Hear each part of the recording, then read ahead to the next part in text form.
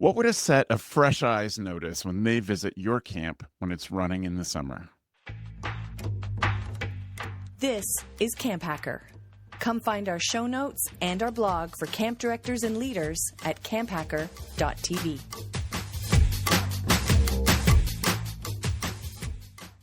Your mission is campers. Whereabouts' mission is making their experience coordinated and connected. Whereabouts is the only camper management system that keeps parents, admin, and staff in sync in real time, so every camper's day runs with confidence, clarity, and care. Check them out today at whereaboutsapp.io. Running camp comes with enough moving parts. UltraCamp keeps registration, payments, and communication in one place so you can spend less time juggling systems and more time building an incredible camp experience. Learn more at ultracampmanagement.com/camphacker. Hello, Camp Mavericks, and welcome to the CampHacker podcast brought to you by UltraCamp, Camptivities, and the Resilient Camp Blueprint Diagnostic. My name is Travis Allison. I'm a summer camp consultant specializing in helping camps reclaim their staff time, build resilience, and reignite their purpose. Hi, I'm Ari Polsky, and I am a consultant at JCamp 180, a program of the Harold Grinspoon Foundation. I am Elizabeth Kaplan. I'm the program coordinator for the JCamp team and a relationship manager for our day camps. I'm Dan Kirsch, also a consultant at JCamp 180, a program of the Harold Grinspoon Foundation. Ari, welcome back. So glad to have you again on the show. Great to be back. Elizabeth and Dan, I'm grateful to have you folks here for the first time. I specifically asked to bring, I was talking to Ari about this, I asked him to bring you folks on because I'm curious about what folks are seeing at camp over the summers. And I think you have a really great perspective and a lot of systems around that. We'll get into that in just a second. Elizabeth, how did you get connected to camp in the first place? Yeah, so I came to summer camp as an adult. I did rec camps and, things here and there as a kid. But my first Jewish summer camp experience happened when I was 23. So a bit of a windy path to where we are. I ended up at JCamp Kalsman on the West Coast, north of Seattle. And I thought, I would go out there for the summer. I did some gardening. It was very fun. And I would just sort of wander away and that would be in the past. And that's clearly not what happened.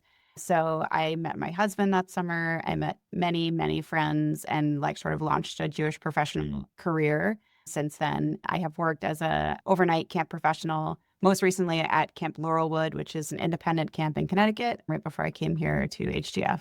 Amazing. Well, I'm grateful you're here, Elizabeth. Thank you. Thanks for having us. And Dan, what was your early camp experiences like? I had none, Travis. I appreciate your having me on. Also, nonetheless. So I live in Western Mass where the foundation is headquartered, and my background is working in nonprofit development, organization, board governance, those sorts of things. No camp background whatsoever. Hadn't worked for a Jewish organization either until I came to work for the foundation almost 16 years ago. Yeah. I'm grateful to have people like you in the industry, Dan, who bring an outsider's perspective and can really help us see things a little more differently. So I'm grateful for you for joining us in the camp world. Glad to be here. Thanks. As I hinted at in the introduction question, I want to talk today about what people have seen as outsiders going to visit camps. What are the trends they're seeing? What are things that stood out to them? And what ideas can we share? Because I really want to end up with as many great ideas as we can when we get there. But I'm going to start with you, Ari. What felt different about visiting camp this summer? I think for me, this summer felt like the first summer where people weren't chasing a description of being post-COVID or for the Jewish camps post-October 7th or it just felt like summer again. And that was really, I think the biggest observation for me is that it just felt normal. Yeah. That echoes certainly what I have seen and heard from folks. I didn't get to a lot of camps this summer, but talking to a lot of camp people, it's I finally feel like we can start building again happening this summer. Exactly. Yeah. Dan, for you, what was something sort of overarching that you noticed at camp this summer? Yeah, a lot of return to normality within the context of Jewish camping, because I did a lot of visits early in the summer to Southern camps where the arrival of Israeli staff was still in question, right? Because of what had happened in Iran and the closure of the airports and travel. And so there was some uncertainty. But what struck me was the camps we were visiting got started early. So they had Israeli staff and counselors on board, and they were talking to other camps who might not have been able to get their counselors into the country and trying to figure out creative ways that they could share their staff with other camps. Yeah. And that's the thing that really stood out to me. It has always stood out to me as new to this industry 15 years ago, the mutual support, even in a competitive industry, the passion for the mission and the mutual support among the professionals has always struck me. And it really did this summer in that realm. That's amazing. That's amazing. Elizabeth, what for you? Was there a thing that you noticed this summer? Yeah, I think I would echo Ari. Like people are building and people are moving forward in a way that the last few years was sort of like keeping up or catching up or just, kind of putting out the next fire. I think I will also say that the camps that I work with are exclusively JCC camps. So just to note that that's the lens I'm looking through when I'm talking about my visits, that a lot of them in my portfolio are purchasing land or thinking about purchasing land and expanding and growing. And I think that's really exciting. And that definitely is not what folks were doing in, 2021, 2022. Some of those camps actually ran in 2020, which is really remarkable. Yeah. Yeah. Well, I appreciate those first impressions. I wonder if people ask you different questions this summer. I think we heard a lot of different questions in various visits. And one of the top questions that at least I got, was similar to what you started with, which was, what are you seeing at other camps? And everybody wanted to know, within the context of their peers, what they are experiencing right now, is this normal? And how do you contextualize that? What I will say, once I heard an observation at one camp, I did start to ask at each camp if they were experiencing the same thing and trying to understand how much of it was a trend. So I, this summer, visited the camp that I grew up at one point to help them with the training during the first week or so with campers. This was Camp Vermont, California. And a visiting adult at camp who was there for a few weeks said, Ari, these staff, these kids, these young adults, these emerging adults aren't being creative because they don't know how, or they aren't taught to be, or they're afraid to be. And so I started asking about that at each camp. And really what it came down to is they were afraid to fail. And we weren't the camps weren't teaching failure. And through that, we're also not sort of promoting creativity among their staff. Really interesting. So let's push on to seasonal staff and the way that they did their jobs.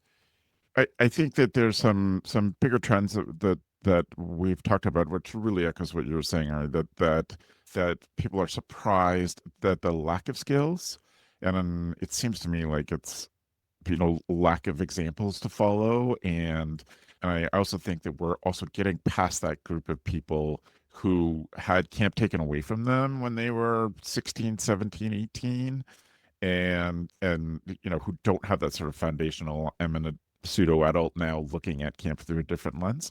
But I think we're getting past that, and thanks to those people who have dug deep and come up with ways to keep the traditions going and changing things and make them better. But now we're seeing, we're getting to the point where people are ready to push their stuff again. And that lack of problem solving is pretty common. I've heard lots of different stuff. Elizabeth, for you, was there something in particular at your day camps that you saw with the staff? Yeah, I think really similar. I think, the idea that they come in with sort of fewer baseline programmatic skills or, sort of confidence in their own decision-making skills. I think a big problem that day camps are experiencing is around the week-to-week staffing. That was a big theme this summer. And so it was different in the overnight camp world. Of course, schedules and come up and things like that. But, a lot of camp directors will say pre-COVID or just shortly before that, that you'd sign up for the whole summer. And now that they're getting, staff who are saying, well, I'll do 4 weeks, but I need week 5 and 7 off, or there's that sort of, portion of problem. And then there's the kind of extension of that, which is I'm calling you on a Sunday night, or my parent actually is calling you on a Sunday night to let you know that I won't be in this week because of a surprise trip. And I heard that from multiple. And so we could go into sort of like, what's the source of that problem? I think there are multiple sources of that problem, but I think that's something that's really hard for the day camp directors because they love those staff and those staff work really hard for them. And that's become sort of a cultural issue and not sort of an individual problem issue. Without blaming parents. Yes. Which is an inclination of every camp director I know. Yeah. It seems to me and tell me, this is my proposal is that it seems like this is us, parents of staff not seeing the value in their summer job and or the value in the commitment that they made to the camp. Is that fair?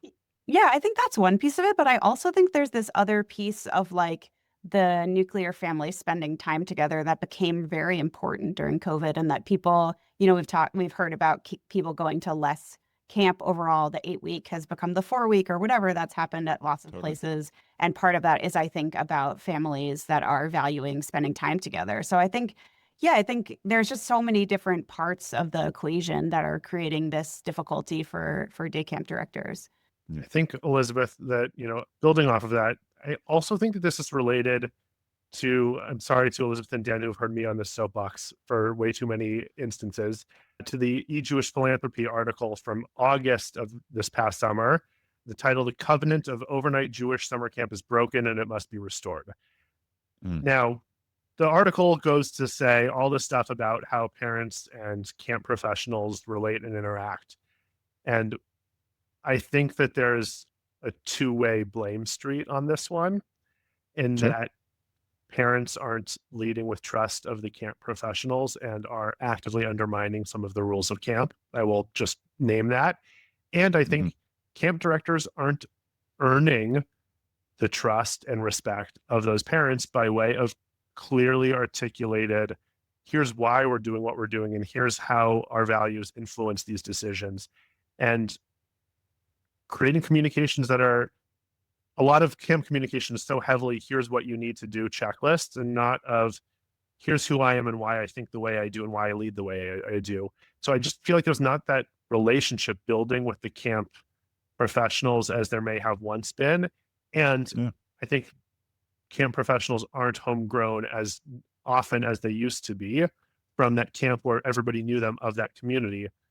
And so there's just a lot of different pieces that fit together. And so specifically to the staffing equation, I think the value of consistent staff and of staff advocating for themselves rather than their parents advocating for them has not been articulated to them. And they don't feel like they can have that conversation, perhaps, with the camp professionals. Dan, was there one thing about staff that stood out for you this summer? So, Travis, I take a more narrow look, or people look to me on a more narrow subject frequently, which is around fundraising. So the staff-related piece was what to pay them and where to put them.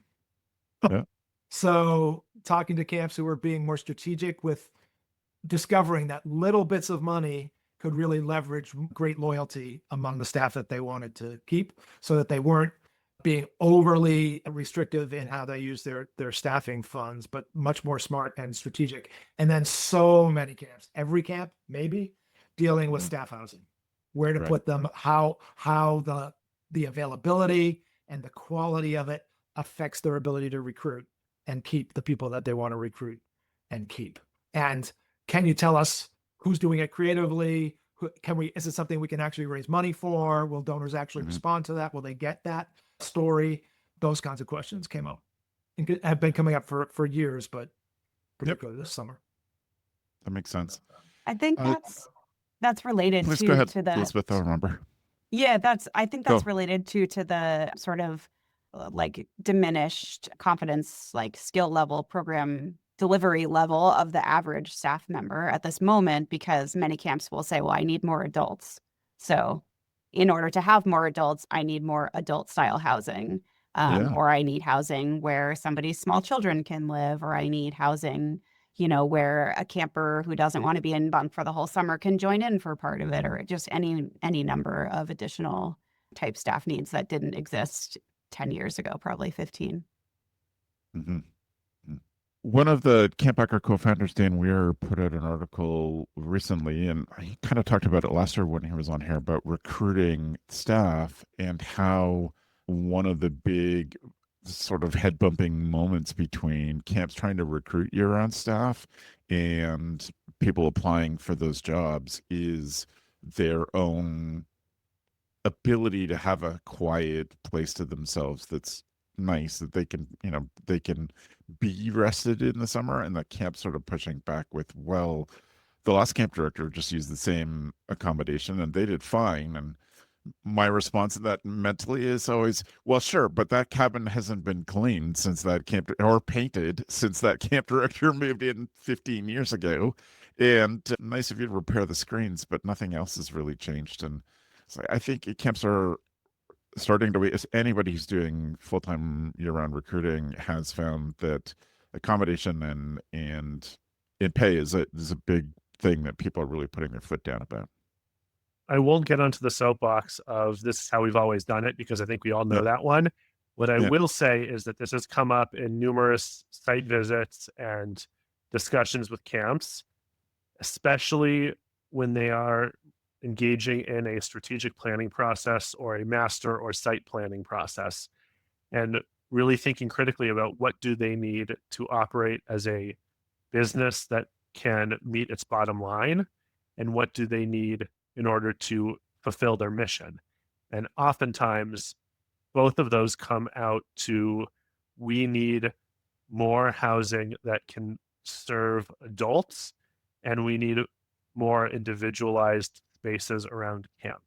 And so that is both for the purposes of the professional team and the adults over the summer, and for those camps that choose to operate shoulder or year-round retreat facilities in order to have hotel or motel style accommodations that can serve the number of people that they're trying to host.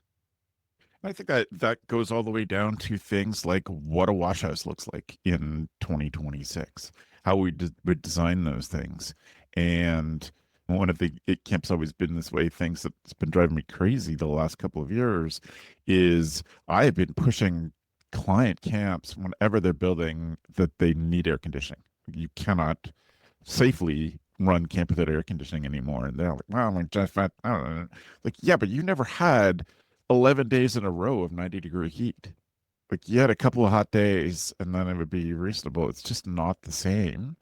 And obviously there's lots of bigger picture things when we think about fires and all of the environmental changes that are coming. So I don't want to get too far off of what you saw at camp this summer. So let's move to the positive. What were some things you saw that really surprised you this summer in a good way? Dan, I'll start with you if you don't mind. I guess for the camps that I visited, again, sorry to be the one note person here around fundraising in particular, they're getting comfortable with, let's say, occasional and strategic pierces of the bubble. So recognizing the most impactful experience for a prospective donor is very often seeing camp in action, right? So seeing more camps that are comfortable with having visitors and learning how to do it in a really smart way so that the visitor gets the experience they want the visitor to get, and it doesn't impact the kids' experience, the campers' experience, the staff's experience. Whereas before, when I started, there was a lot of just absolutely not. It's going to destroy the experience, and we'll deal with the consequences of not having that money from that donor, to now more of an accommodation in a really smart way, and they can see that they can do it. And as I say, accommodate the needs of all the stakeholders. Well, I think it really also draws on the big benefits of being good visual storytellers. Like if you can't get the people there because you're too far away, you can't get your donor there to see the impact. If you can tell that story in a visual way, then you are accomplishing a lot of the same things of getting someone to walk around and hear the sounds and just see the impact of their donations as well. My soapbox is one of my many soapboxes is about leveraging the unique advantages of camp when it comes to fundraising.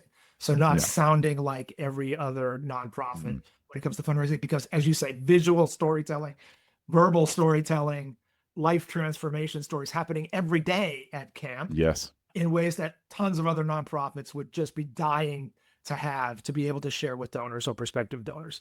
And camps have it all the time. The challenge becomes how to harvest those stories and then how to share them in a way that's respectful and appropriate all year round. That's the other thing is we have 8 weeks to gather all these stories and then be smart about how we capture them so that we can use them all year round. Yeah, absolutely. A camp director friend of mine, Tim McAreevy, has a great story about filming I don't know what it was, something that a donor had done, and just showing kids using this whole set of picnic tables or picnic shelter or something with kids in it having fun, and just sending them a video with him in the foreground saying we're so grateful and the kids all playing in the background, and how that meant dollars that day. That donor came back and said, here's more. Let's do more impact. All the time that they're carrying around like the greatest tool for instant communication with the most important people, with parents, with donors, and that it doesn't have to be high quality, right? It doesn't have to look like it was overly produced. It's real, it's camp, and it's instantaneous. And again, there's loads of examples where that kind of stewardship of donors leads to much more investment. I'll also add, Dan, that the trend these days in reels is to look unproduced, even if it's highly produced. And that's why you see people holding those little microphones, even though they could just wear them. They choose to hold them because they want it to look rough, even though we know it's not. And so there's a whole trend around that. This might be anticipating, I have to ask Travis, this might be anticipating my recommended tool. Okay. Let's save tool for tool time of the week. But there's a couple of different things. Number one is getting camps to exercise the muscle of asking kids and families, what's the change you've seen in your kid, or what change have you felt because of camp? Just leads to more kids getting this experience, more donors. It's such a powerful question to get people to express what camp has meant to their family. That's great. I was thinking about the quality thing. Totally, that holding the mic as a sound person, the sound of it drives me crazy, but I get it. But also the amount of things I have learned from people in the middle of putting on their makeup or in just lying in bed and picking up their phone and talking to their phone in their pajamas. It's been huge in the last 5 years, and camps have to get to that point. It's uncomfortable if you've done any development work over a long period of time, or you've been trying to sell camp to parents who are nervous about it, to move to that unpolished, unpracticed thing. But it's really becoming a sign of sincerity, being able to talk to cameras that way. To Dan's point about camps piercing the bubble strategically and the unvarnished truth of camp, on one of my camp visits this summer, I was brought to see a leadership staff meeting and to just sit and watch. And I want to first name and recognize that when we go to camps as JCamp 180, we wear a couple different hats as consultants and strategic partners to the camp, but also as funders. And then for, some members of our team, also as former camp professionals or camp board members, which just adds another layer to it. And in this particular leadership meeting, they were discussing some unfortunate incidents that happened among a group of kids. And while most people might shy away from showing that to a funder and like sitting in on this meeting, it was actually really beautiful, the level of trust to also just come and listen and see what are these 21, 22, 24, 25-year-olds, however, that are running camp, thinking about how they're managing moments and what does it say about the camp itself and the values that the camp promotes. So I think that there's also like some real beauty in the unvarnished piece. And as Dan said, the strategic piercing of the bubble. Yeah. Yeah. Exclusive for CampHacker listeners, grab UltraCamp's free guide, The Parent Experience Checklist. Practical steps to simplify registration and keep families coming back. Download at ultracampmanagement.com/CampHacker. Parents don't want clunky processes, and you don't want constant phone calls. UltraCamp helps you simplify registration with mobile-friendly forms, offer payment plans that work for your families, reduce calls and emails with automated reminders, and keep parents engaged with built-in communication tools. UltraCamp helps you create smooth, stress-free parent interactions so your team can focus on camp, not customer service. Learn more at ultracampmanagement.com/CampHacker. This Go Camp Pro podcast is brought to you by Whereabouts, a new product from our friends at Camptivities. Ever had that heart-stopping moment when a camper accidentally goes home on the bus, but their guardian was supposed to pick them up? Or when you can't confirm everyone's arrived at camp until noon, even though the morning meeting ended hours ago? What about those little moments that slip through the cracks? Like staff not knowing it's a camper's birthday or missing a special event reminder? You're not alone. Camps everywhere are saying the same thing. They need a less manual, more connected way to manage the camper experience from drop-off to pickup. Introducing Whereabouts, the only camper management system that updates in real time across 3 interfaces: parents, admin, and staff. The parent app is attendance forward and includes all the features families expect: facial recognition photos, event calendars, news feeds, and more, giving parents peace of mind and your team fewer calls to handle. One system, one set of data, everyone in sync, all the time. From knowing where every camper is, to reducing office chaos, to helping staff feel more connected, Whereabouts help your camp run smarter, not harder. Book a demo today at whereaboutsapp.io. Elizabeth, what did you see that surprised you this summer?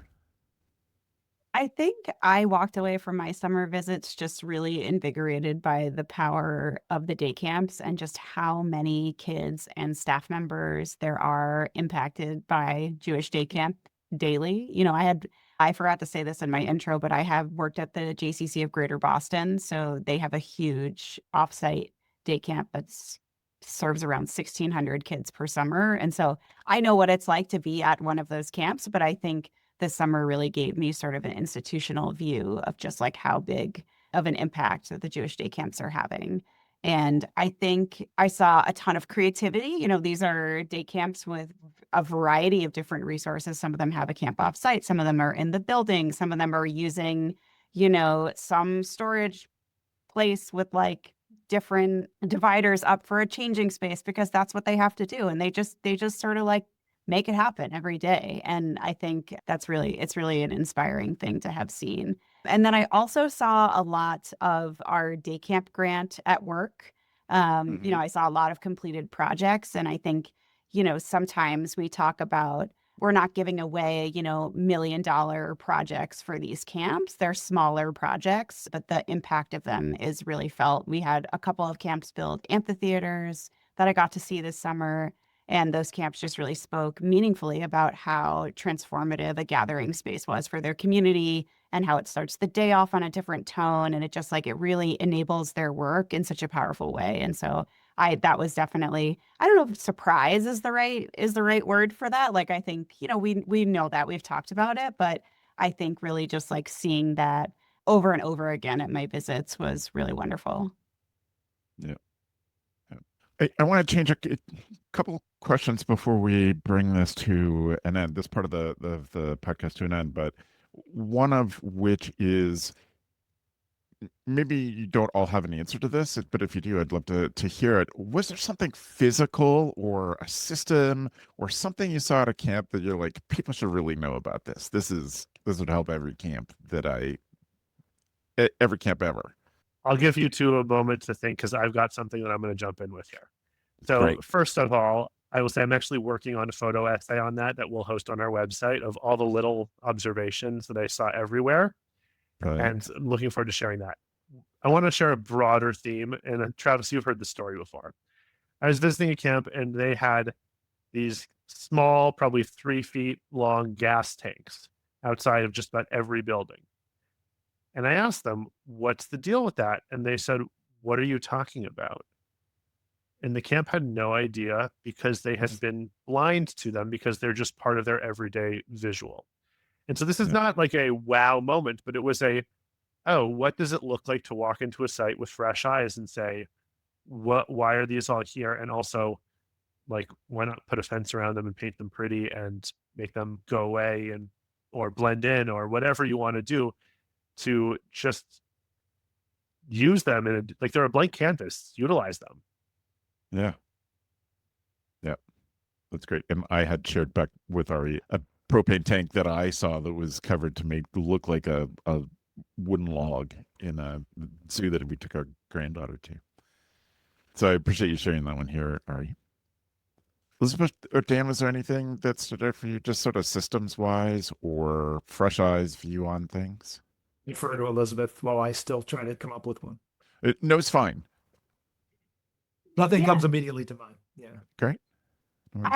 This isn't something I saw this summer. I will just name this is from Yeah. my time when I was on year-round staff at Laurelwood. So there is a part-time retired person who builds like sort of games that exist on main campus and just allow for just free time kind of transitional play. So I don't know, it's not really a system per se, but it's like a sort of a tool that they use for like, what do you do in those in-between moments? And they're pretty, I mean, they're amazing. Like, I'm not downplaying his work by any stretch, but there's like a shuffleboard and a ping pong table. And there's like this ring game where so it's just, you're waiting in line for a meal, you're playing a game with your friends. It just kind of like fills in that space that I think has become harder for kids and staff to fill in for themselves. And so I think it's a really useful way to also just kind of keep people in an area and stop them from wandering off, but just to have fun as well. Yeah. Can I share two, Travis? Can I jump on Elizabeth's, or you do something No, that go for it. Then I'll jump on. The for me, Elizabeth, the big takeaway from that is engage your community. Yeah. If you have somebody who's got skills, like, what can I do? Well, you have these skills, and if you could do this, it'd be helpful. But then you have someone has a deeper connection to your camp, who also no doubt will be on site putting stuff together and just see camp working. And it's such a great way to help the community paint a picture for you of what camp is like. Yeah, definitely. Fun idea. Ari? So Elizabeth and I were just visiting Camp Vermont in New England in Palmer, Massachusetts, and we saw their kitchen. And in the kitchen, they have set it up. It's probably one of the best laid out kitchens I've seen at a camp, and I've been to 30 plus now. They have set it up so that a full pallet can come into the kitchen and be unloaded inside rather than having to be broken down on the vehicle and then unloaded. Clever. So they built the space with enough room so that they could bring in, I want to say, just as a guess, probably 15 pallets lined up along that space and break them down rather than having to do them one by one off of a loading dock. So that's one system. And then the other was at Camp Tawonga. They have a desk that is set up and ready to go for incident command and emergencies, where it has their binders of protocols, it has their emergency vest, the sort of proverbial red phone, and all the other things that you need to manage the crisis, ready to go at a moment's notice. And that desk is not really utilized outside of that, and it is in a space that it's not going to be utilized by anyone unless it's needed to be. That is really smart. Really smart. So one of the reasons I wanted to bring you folks on, because you get to see so many different camps and you bring different perspective to it. What do you think was something that you learned at your camps this summer or in the last couple of summers that other camps can benefit from? So one of the webinars that we are offering is probably our most registered for and hopefully our most attended webinar ever. Our friends at Camp Stone, which is one of the B'nai Kiva camps, Yaakov and Esty are going to talk about how they have gotten their staff, all of their staff, off of their cell phones over the summer. Yes. And when I say that, I don't mean that they're just like sitting at their bed in their cabin.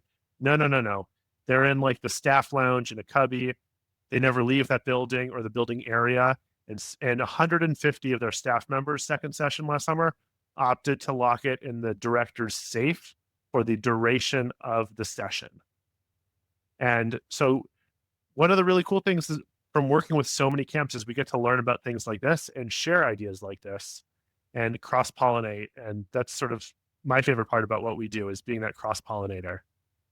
Yeah. How long is their second session? I think it's a month. Yeah. Yeah.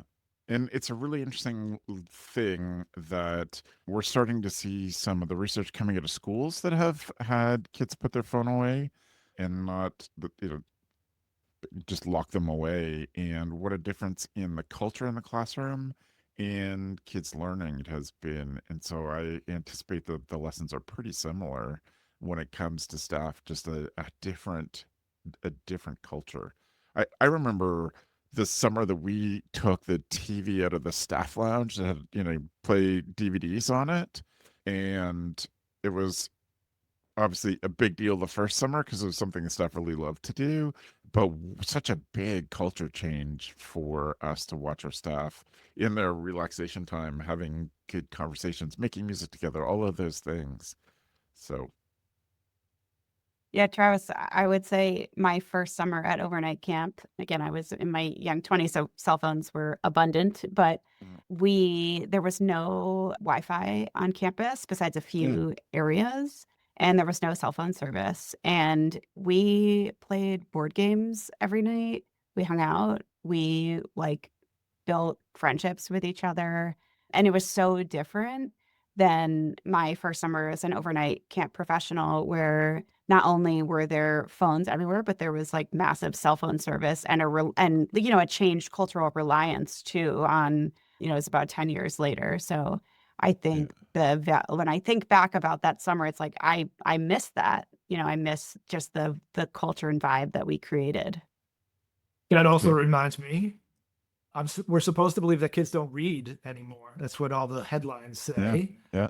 But in the chill spaces in lots of camps, the hammock, the sort of impromptu places that camps have set up for chilling out, an awful lot of reading going on, an awful lot of reading.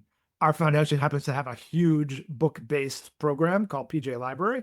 Some of our camps piggyback on that to use PJ Library books, but way more reading than I ever imagined would be going on. Very cool. Always heartening to see kids sitting around and reading. That was one of the things I got in trouble for bringing too much of to camps, just too much weight in books. As we bring this to a close, is there anything else that stood out or other lessons that you think that the camps can take from your experiences, seeing how things work, and even from your specific jobs, which includes giving advice to camps as part of the program of giving them longevity and resilience? I could start with that.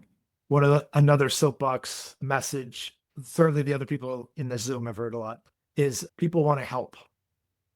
People want to say yes to asks of all kinds. So not feeling like you have to be concerned about sharing your challenges or sharing warts and all about what's happening at camp. But people want to know, it's sort of a cliche about charitable giving that you're making a difference, but people really do want to know that they're giving in whatever form, volunteering, gifts in kind, cash. They want to help, but they do want to know that it's going to make a difference. So they need to know what you need. They would need to know what you're struggling with, and they will invest in you. So sort of putting aside those fears about sharing what's really going on at camp with people and building that authentic story will lead to greater investment in all ways. Wonderful. Dan, something you said sort of reminds me of something, Travis, I heard on one of your other pods, which was around the idea of scenario planning. And we often do the sort of woe is me, what happens if the sky falls tomorrow scenario planning at camp. But what happens if one of your donors comes to you and says, I have $1 million I want to give to you tomorrow? Do you have a plan that you're going to present to them and here's what we need to invest in? Do you have a plan on how you can really steward their gift appropriately and make it meaningful? And so I just think that that's another sort of reminder that we should scenario plan for the good in our lives, not just the doomsday scenarios. That's brilliant.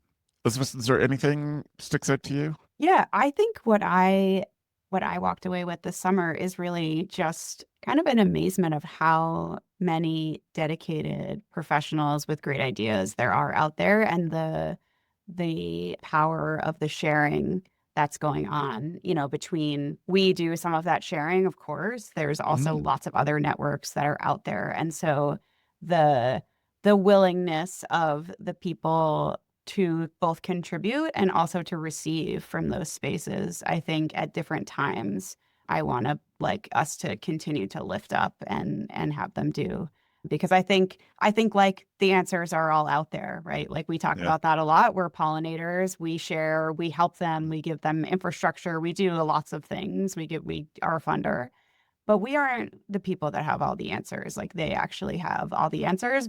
But the challenge is that in a camp staff of two people over here and two people over here and two people over here, Yep. like they need to share all the answers. I I completely agree. I think we do need to be better at that, and whatever organizations there are in the industry, we have to make sure we encourage that kind of sharing. I think what we could do better at is encouraging the question asking. Like, do you know Yeah. how to do, or, so I think we could be better at both. There's no doubt. But creating a safe space for people to say, I'm kind of freaking out over here. How would you deal with this is also important too. Even if it's not sort of an organization that, like JCamp 180, that has a pool of talent. As a camp professional, I think it's important to have relationships with two or three other camp directors that you Mhm. can call at 11:30 on a Tuesday and just say, here's what happened today. Do you have time to just hear me out on this? And ask that kind of question. We used to keep a list, the sort of normal emergency number list by the phone, but there was also 5 or 6 camp directors within an hour and a half that we would get in. This is the camp directors that we would get in a car and go see if they needed us or they needed us to step in. It was great to understand that it was the same, that they could be there for us. And those relationships came not because the camp industry pushed us together, but just because we worked hard to develop those relationships with people whom knows what it means to do this really different job than so many other people do or have done in the past. So, Yeah, I think I would just add also that like this job has expanded in such a way that I don't think any person could have every single skill required to do this job, that it really is a team effort. And so there's got to be some portion of the job always that someone is learning, and like normalizing that I think is really healthy. yeah. Yeah. Well, I really appreciate the three of you sharing your wisdom and all the lessons from your visits. And I would encourage people to reach out to the three folks here. We'll give you their contact information at the end of the show. But having the perspective of people who see a lot of camps and can, I love your pollinator metaphor, that works so well for the work you do. So I appreciate you sharing your wisdom with us today. What we're going to do now is move on to our tool of the week. Tool of the week.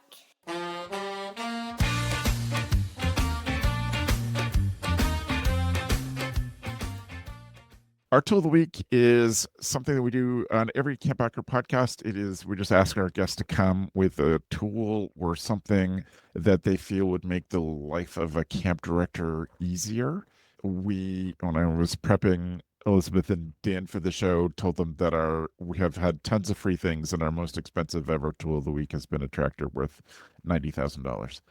So a broad spectrum of things, but I'm looking forward to hearing from the three of you. Dan, do you have a tool? You're alluding to it earlier. I'm looking forward to hearing what that was. So very timely. I'm very excited about this. I might be the only one. Maybe you heard it in the news in the last week that Vine is coming back. Vines are coming back Yeah. in short form videos. Jack Dorsey, who originally founded Twitter, the entity formerly known as Twitter, they're coming back. And so at Divine, DIVINE .video, you can get on a list for the release for the news about the testing that's going on, and they anticipate releasing it early in the new year. And if you don't know what it is, I can't really explain it very well to you, but it's a great, easy it's like camp was made for 6-second videos and Yeah. for all kinds of uses. So that was mine. And they're going to stick to the 6-second. That's the They idea. So are, keep it. and they're going to screen. They're claiming that they're going to screen out anything that even hints of AI creation. All right. Very cool. That's great. Elizabeth, what's your tool? Okay, I forgot about Vine, first of all, so thank you for that. I'm not the most like into that type of stuff. Mine is very simple. So Yeah. when my first summer at overnight camp, we had a clipboard at every meal, and you would go up to the clipboard and like write down your announcement if you had one. And then I went to other camps and understood that that was not necessarily standard practice. And when I introduced it at another camp, people were like, this is wild. Like, this is the greatest idea I've ever had. And I was like, well, it wasn't really my idea, but thank you. So yeah, every announcement that you wanted to have at a meal just went on that clipboard. And then it was the person's job who was announcing to decide whether or not it got said. So lots of power. So when you put something on the board, were you then going to be responsible for standing up from your spot to make the announcement? Or is that one person in the front who does the thing for you? Yeah, just the one person in the front. And that was it. So it really streamlines, and it also, your framing of what makes the life of a camp director easier. It's not having to remember information. Don't tell me something that I have to know later. Just write it. Here's the system. Write it down. Somebody else says it. I love it. So legible handwriting was really important if you wanted to get your announcement. Essential, but it's funny when there's not, because then the person gets up there just like, I don't know what this says. And also, I think it's just the way that my brain thinks of systems all the time. It's like I would have something attached to the clipboard, just like, here's how you format a good announcement for me. That's good. There was always a pen tied to it for sure. Yeah. I saw one of those, Elizabeth, at Camp Wise this summer. They have a binder, and there's a section for birthdays, visitors, announcements, and then sign up to do they have a whole thing on post-meal shtick that kids can sign up for a slot to go do on stage in their dining hall, because there is a stage attached to it. And it was really cool. Very similar system. Yeah, that's great.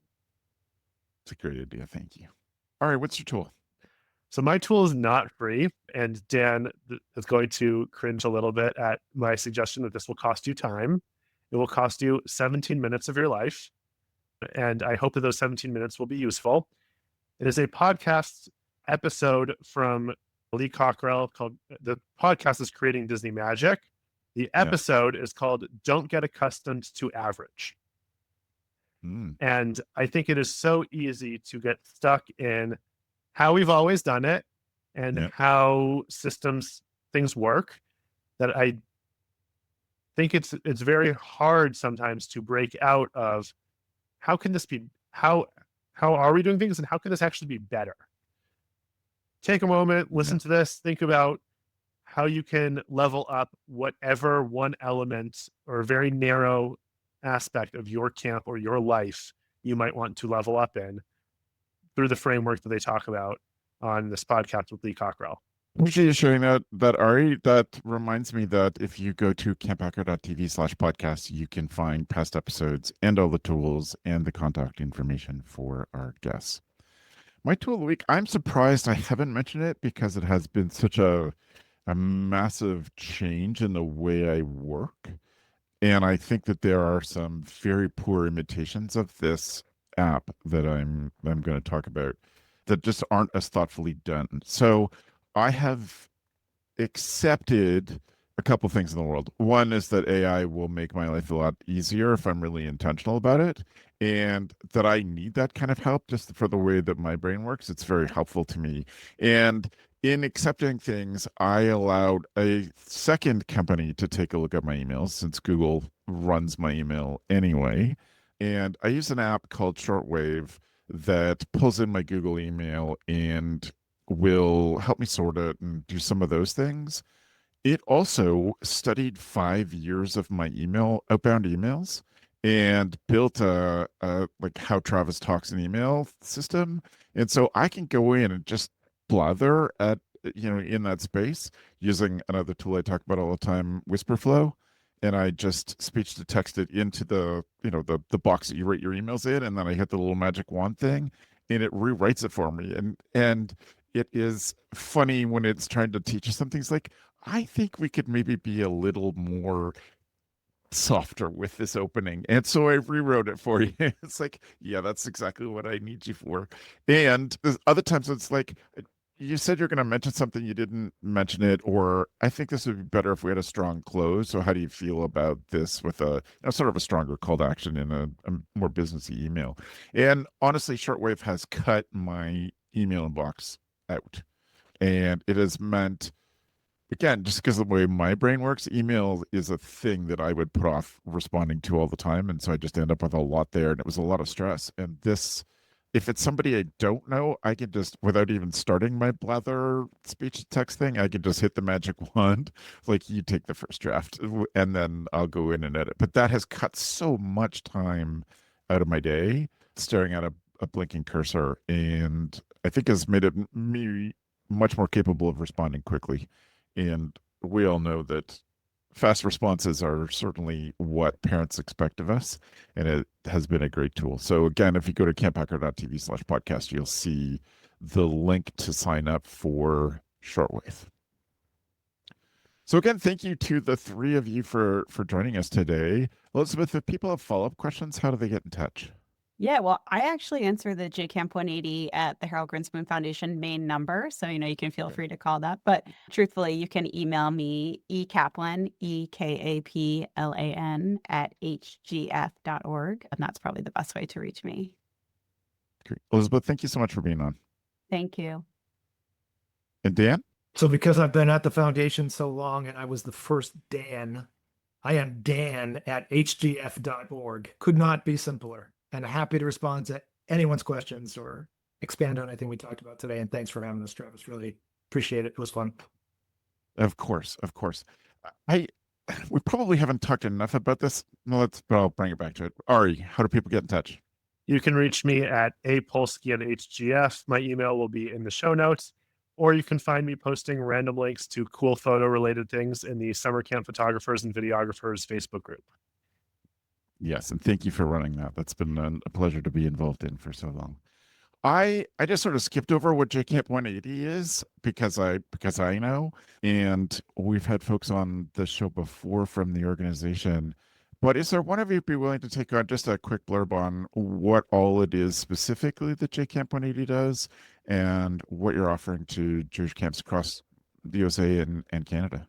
So we are a program of the Harold Grinspoon Foundation. We serve overnight and day camps across North America, 110 overnight camps, maybe more now, actually 113 or 14, and about 35 day camps across all of the movements in the Jewish world. And we provide consulting services, grant making, learning, coaching, focused on organizational development pillars of board governance, fundraising, strategic planning. And we've also grown with Ari's great and Elizabeth's great help, a focus on building the enrollment pipeline for camps. And we do it with direct services to camps. We do it through an annual conference and ongoing learning offerings like the webinars that Ari was talking about. And we offer matching grants to all of the camps that are affiliated with us. What did I would encourage any listener to try to get onto to go to the website and get on the JCamp 180 email, because it is a great one. And I'm grateful for all the resources you share with the whole industry. And again, thank you to the three of you for being on today. Happy to be here. Thank you. Thank you. You're welcome. So a couple quick things before we go. I want to take 1 second and shout out another one of the Go Camp Pro podcasts. Today, I want to talk about the Camp Owners Pod, and Kelly and Howie do an amazing job of talking about what it means to be a camp owner. But in the same way as I want you to sign up for the JCamp 180 emails, if you are not a camp owner and suspect that you won't be a camp owner, you're going to still get great things from this. And so I hope in your podcast app, you will search for the Camp Owners Pod and subscribe there and get their information and all the great stuff that they're sharing this season. Chris and I want to take a second and thank the sponsors of this week's episode, as well as Ryan Vandertorn, our editor, and Go Camp Pro's executive producer of podcasting, Matt Wilfred. Thanks for the evening, friends.